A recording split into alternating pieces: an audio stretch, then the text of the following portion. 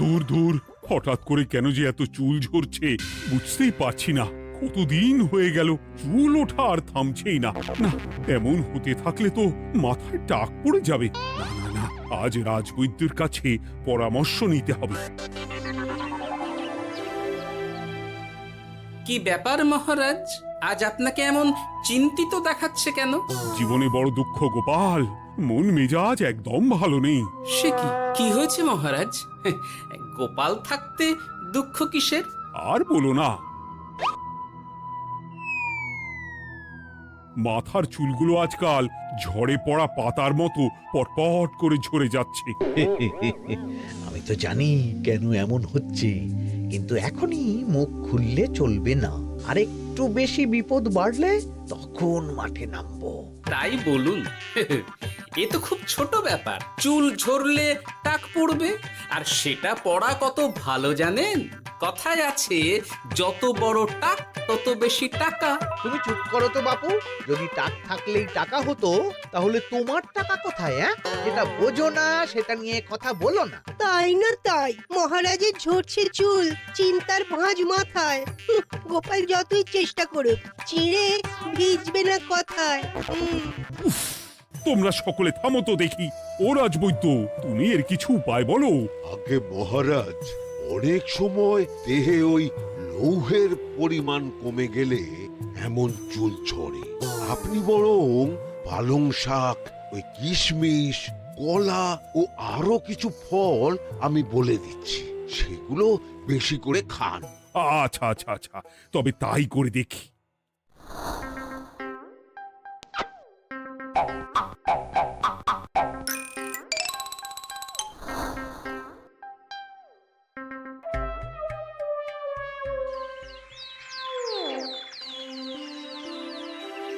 ও রাজবৈদ্য, তোমার কথা মতো শাক পাতা ফলমূল সবই তো খেলাম, চুল ঝরা বন্ধ তো হলোই না।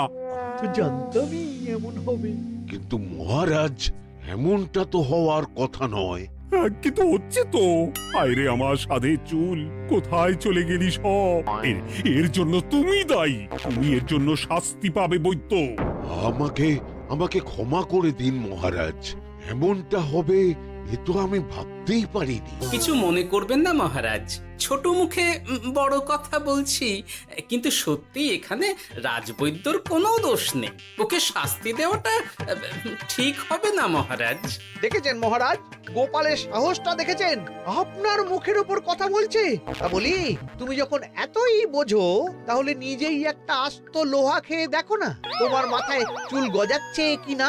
ঠিকই আছে, এসব মূর্খের মতো কথা কেবল আপনার থেকেই আশা করা যায় মন্ত্রী মশাই।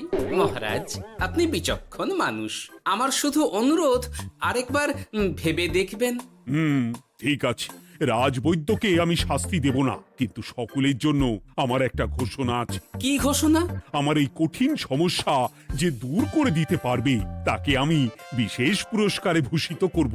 এই তো পেয়েছি, এই সুযোগ কোনোভাবেই হাতছাড়া করা চলবে না। এবারের সমস্যাটা সত্যি বেশ কঠিন।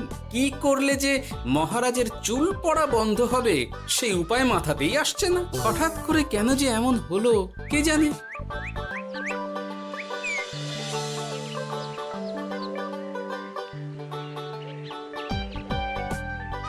ও মা, তুমি এসে গেছো? একটু বসো, আমি তেলটা মেখেই হাত ধুয়ে খাবারটা বাড়ছি। হ্যাঁ, সে ঠিক আছে, কিন্তু তুমি কিসের তেল মাখছো এটা? কি আবার মাথার চুলের তেল?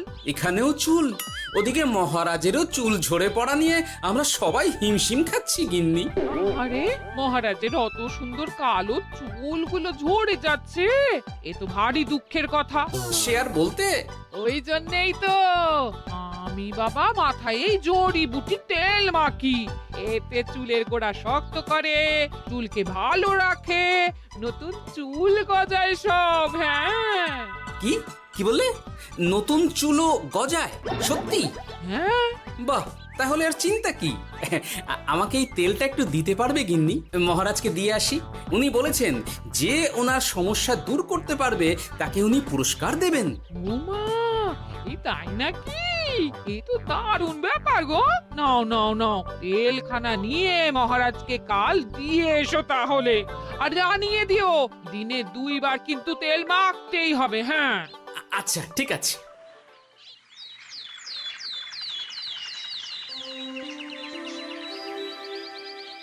কোনো উপায় খুঁজে পেলে তোমরা? আগে মহারাজ, আমি আপনার জন্য নকল চুল বানিয়ে এনেছি। যতদিন আপনার চুল পড়া বন্ধ না হচ্ছে ততদিন আপনি এটা পরে ব্যবহার করতে পারেন। সে তো বুঝলাম, কিন্তু নকল চুল তো আর আসল চুলে জায়গা নিতে পারবে না বিজ্ঞানী। আসল চুলের কথা ভেবে আমি আপনার জন্য কেশুত্তে পাতা এনেছি মহারাজ। আচ্ছা বেশ। তা গোপাল, খুব তো আগের দিন বকবক করছিলে, তুমি কি এনেছো শুনি? সেটা যথাসময়ে দেখতে পেয়ে যাবেন মন্ত্রী মশাই। এটা জড়িবুটি তেল মহারাজ। আমি এটা আপনার জন্য এনেছি। এতে নতুন চুল গজায় আর চুলের স্বাস্থ্যও ভালো হয়। আমার গিন্নিও ব্যবহার করে এটি, তবে দিনে 2 বার করে মাখতে হবে, তাহলেই ভালো ফল পাবেন মহারাজ। বাবা, তাহলে তুমি কেন মাখো না? আচ্ছা, আপনার সমস্যাটা ঠিক কোথায় বলুন তো মন্ত্রী মশাই? মহারাজের জন্য কিছু আনলেও কথা শোনান, না আনলেও কথা শোনান। সত্যি তো মন্ত্রী, কেন তুমি সব সময় গোপালের পিছনে পড়ে থাকো বলো তো? এরা তো তাও সবাই কিছু না কিছু আমার কথা চিন্তা করে এনেছে, তুমি তো সেটাও করনি। না আসলে মহারাজ, আমিও ভাবছিলাম আপনার কথা, কিন্তু থাক, বুঝেছি। আহ, দারুণ। তেলের গন্ধটাও খুব সুন্দর। গোপাল, তোমায় অনেক ধন্যবাদ। আশা করছি ব্যবহার করলে খুব ভালো ফল দেবে। একদম দেবেই মহারাজ। দূর বাবা, ভেবেছিলাম এক হলো আর এক।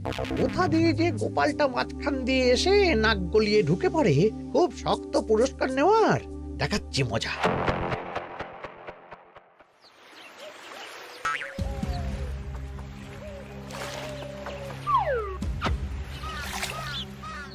এবারে গোপালের তেল দিয়েই সব কিছু তোলপাড় করব।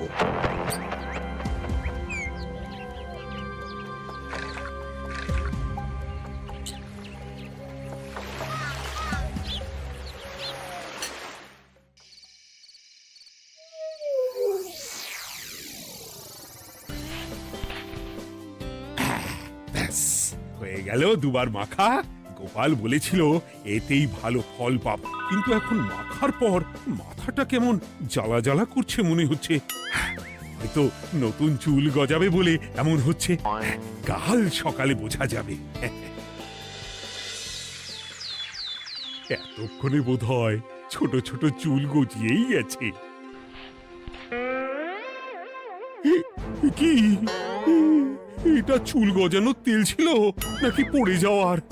হে ভগবান, যেটুকু বাকি ছিল সেটাও ঝরে পড়ে টাক পড়েই গেল। হ্যাঁ, গোপালই হলো যত নষ্টের গোড়া। আজ আসুক সভায়।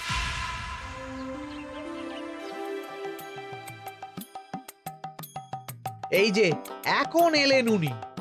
ও কি মহারাজ, আপনি এমন কাপড় মাথায় জড়িয়ে বসে আছেন কেন? তুমি আর এমন প্রশ্ন জিজ্ঞাসা করো না গোপাল, তোমার দয়াতেই মহারাজের এমন অবস্থা। মানেটা আমি তোমায় দেখাচ্ছি, দাঁড়াও। এই যে গোপালের দেওয়া তেল মেখেই আমার এমন হয়েছে, আর তার জন্য আমি তোমাকে কোনোদিনও ক্ষমা করব না গোপাল।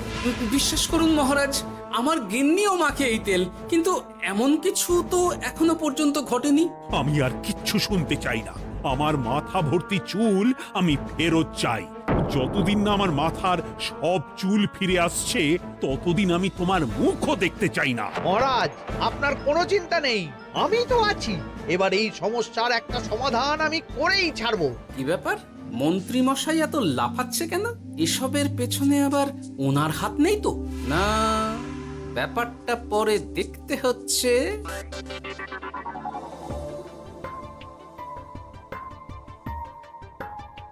আমি বলি কি মহারাজ, এই সময়টা বরং আপনি নকল চুলটা মানে পর চুলা ব্যবহার করুন। হ্যাঁ, অগত্যা কিছু তো একটা গন্ডগোল আছেই। গিন্নিও তো রোজ মাথায় তেল মাখে, কই এমন তো হয় না। মন্ত্রী যদি কিছু করেও থাকে তাহলেও হাতে নাতে ধরবো কিভাবে? ও কি গো গোপাল দাদু, এখন এই সময় তুমি রাজসভা ছেড়ে এখানে? তোদের দাদু আর রাজসভায় যাবে না রে? কি বলছো গো? কেন? আর কেন, বিনা দোষে এমন শাস্তি। তোমায় শাস্তি দিয়েছে, তুমি শুধু বলো কে তোমার সাথে কি করেছে, বাকিটা আমরা বুঝে নিচ্ছি। আচ্ছা বলছি, কৃষ্ণনগরের মন্ত্রী মশাইয়ের বাড়িটা কোন দিকে একটু বলতে পারবেন? কৃষ্ণনগরে নতুন নাকি? আগে তো আপনাকে কখনো দেখেছি বলে মনে পড়ছে না। হ্যাঁ, আমি এখানে থাকি না, আমি এখানে আমার কাজে এসেছি, তাই মন্ত্রী মশাইয়ের বাড়ির ঠিকানাটা যদি একটু বলে দেন। নিশ্চয়ই, এ পথ দিয়ে সোজা চলে যান, তারপর কিছুটা ডান দিকে গেলেই পেয়ে যাবেন। আচ্ছা, অনেক ধন্যবাদ। ভিন গাঁয়ের লোক মন্ত্রী মশাইয়ের বাড়িতে, ব্যাপারটা বেশ সন্দেহজনক লাগছে। এই এই গুলটে ন্যাপলা, তোরা তোরা দুজন একটু আড়াল থেকে দেখতো লোকটা মন্ত্রী মশাইয়ের বাড়িতে ঠিক কি জন্য এসেছে, তারপর আমায় খবর দিস।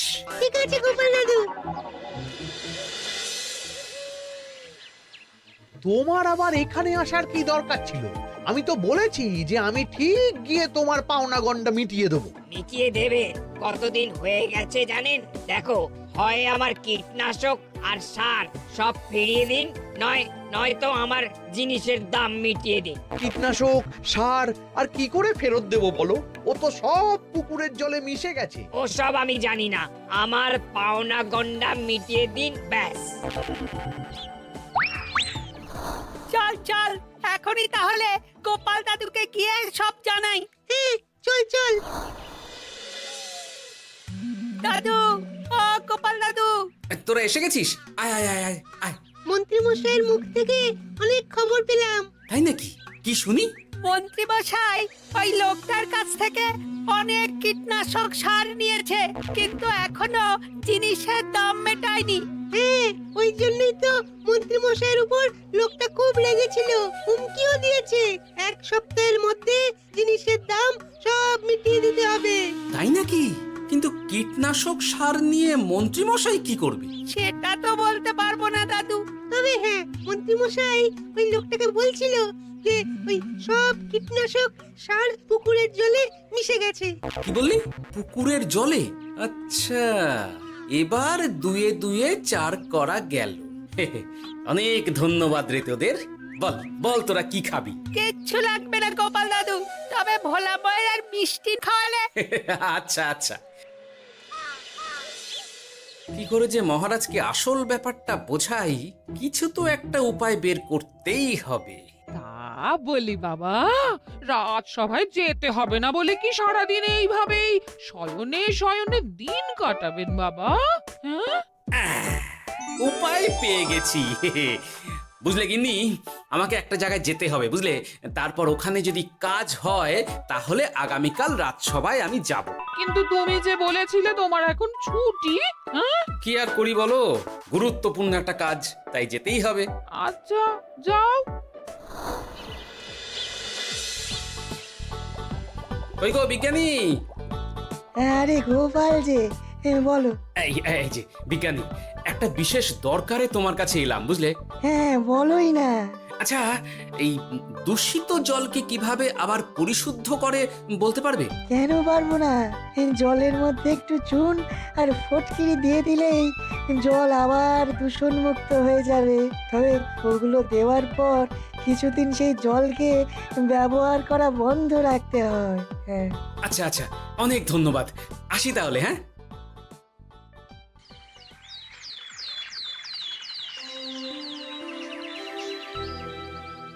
ছায়া পড়েছে, ছায়া পড়েছে, আমি বেশ বুঝতে পারছি তার ছায়া পড়েছে এখানে। কার ছায়া পড়েছে? আজকাল তোর মাথা থেকে অনেক চুল ঝরে পড়ছে, তাই না? আগে হ্যাঁ সাধু বাবা, আপনি একদম ঠিক কথা বলেছেন। ও বাবা, এই আবার কোথা থেকে উদয় হলো? আরে আমি একা গিয়ে সেই স্নানের পুকুর পরিদর্শন করতে চাই। যথা আজ্ঞা বাবা।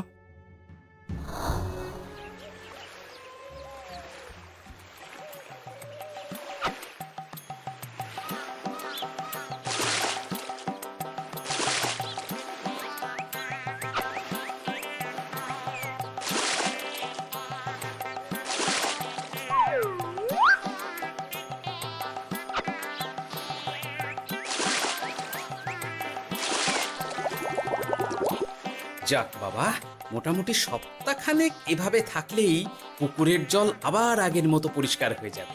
এবার শুধু মহারাজকে একটু বুঝিয়ে বললেই হয়ে যাবে।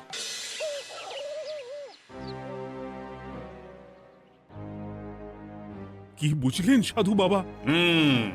আমার অনুমানটাই ঠিক ছিল। পুকুরের জলে কালো ছায়া পড়েছে, কুদৃষ্টি পড়েছে, তাই এমন হচ্ছে। সে কি? কি কালো ছায়া? যত সব বাজে কথা। জল দূষণ করলাম আমি, আর দোষ পড়ছে কালো ছায়ার উপর। তাহলে এখন কি হবে? চিন্তার কোনো কারণ নেই। আমি মন্ত্রপুত ভস্য ছড়িয়ে দিয়েছি। 1 সপ্তাহ ওই পুকুরের জল স্পর্শ তো দূর, পুকুরের কাছেও যাওয়া নিষেধ। তাহলে আমার মোহরের কি হবে? যথা আজ্ঞা সাধু বাবা। ও কি, তাহলে মহারাজ এতদিন স্নান করবেন কোথায়? সে কথা কাউকে চিন্তা করতে হবে না। মহারাজের ওপরে কালো ছায়া পড়া জল পড়েছে, তাই আগে সেটা শোধন করতে হবে। আমাকে তাহলে কি করতে হবে সাধু বাবা? আমার শিষ্য গোপাল আমাকে আগেই এই বিষয় জানিয়েছিল। আমি তার হাত দিয়েই তোর স্নানের জল পাঠিয়ে দেব। তাই আগামী 1 সপ্তাহ সেই জল দিয়েই তোকে স্নান করতে হবে। কি গোপাল?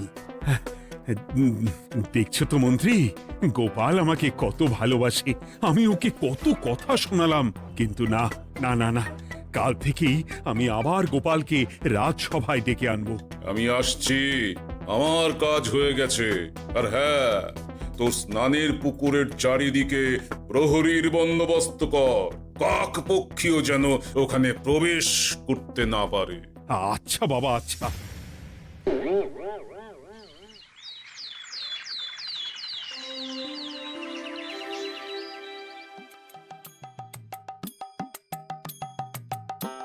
গোপাল, তোমাকে আবার এখানে দেখতে পেয়ে আমার খুব ভালো লাগছে। তোমার গুরুদেব গতকাল এসেছিলেন, কিছু মনে করো না। না বুঝেই তোমাকে অনেক কথা শুনিয়েছি। না মহারাজ, আমি জানি আপনি আমাকে খুব ভালোবাসেন, তাই আমি কিছু মনে করিনি মহারাজ। এই নিন, আমি আপনার স্নানের জল এনেছি। হ্যাঁ হ্যাঁ হ্যাঁ, দাও দাও দাও।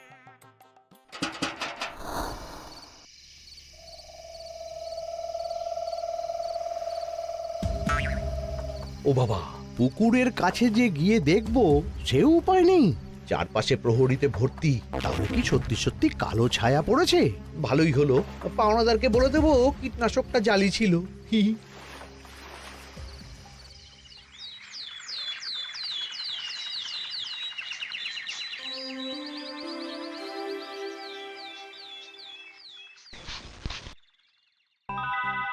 এই তো আমার সেই পুরনো কালো চুলগুলো আবার ফিরে এসেছে। আহা, কি যে আনন্দ হচ্ছে দেখে। আজ 1 সপ্তাহ সম্পূর্ণ হলো। গোপালের জন্য আমার স্নানের পুকুর থেকে কালো ছায়া দূর হয়েছে। আমাকে এই সমস্যা থেকে দূর করার জন্য আমি গোপালকে 100টি মোহর উপহার দিতে চাই। ধন্যবাদ মহারাজ। দূর, আমার আর ভালো লাগে না। সব সময় গোপালই মোহর পায়, এটা তো আমার পাওয়ার কথা ছিল। এদিকে আজকে পাওনাদারও আসবে।